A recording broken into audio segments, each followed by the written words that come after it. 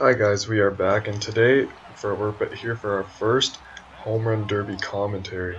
And today's topic is everyone say we're talking MLB right now. Kris Bryant and the Chicago Cubs. You know, Kris Bryant, he dominated spring training, led the league in spring training home runs, I think with 10 or something. And then he got sent down by the Cubs because of arbitration stuff, service time. Pretty much, if you send them down, you get more years out of them in the long run. So for the Cubs, it's a good move for the long term because they get him for longer. And the Cubs, most likely, they're not going to be a playoff team this year. I mean, they're definitely not going to win their division. The Cardinals are a lot better than them. The Pirates are a lot better than them. The wild card, there's the Giants, the Padres are going to be better. There's the Marlins, the Mets are going to be better.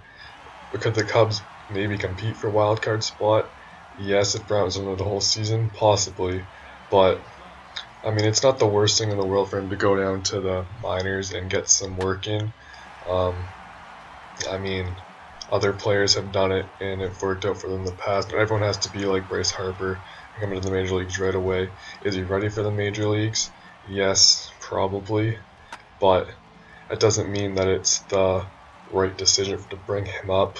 If the team's not going to be good right now, then maybe leave him down in the minors, have him get a little bit better, and then have him come up midway through the season, and then full season next year, so where they actually could compete.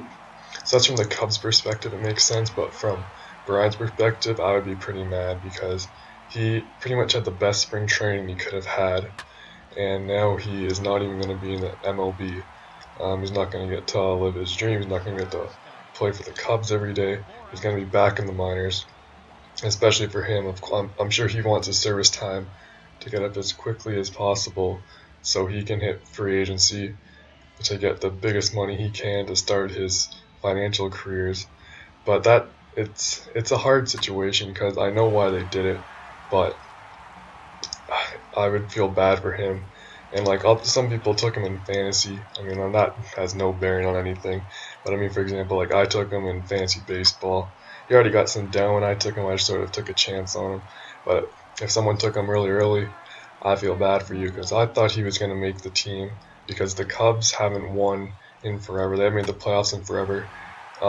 They should be trying to do whatever they can to win. They brought in John Lester. They brought in some other guys.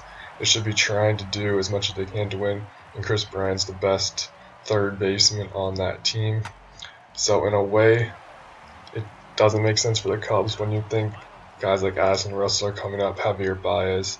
It makes sense because you want all those guys to be as good as possible, as cheap as possible, for as long as you can, so you can build a contender that's actually going to compete.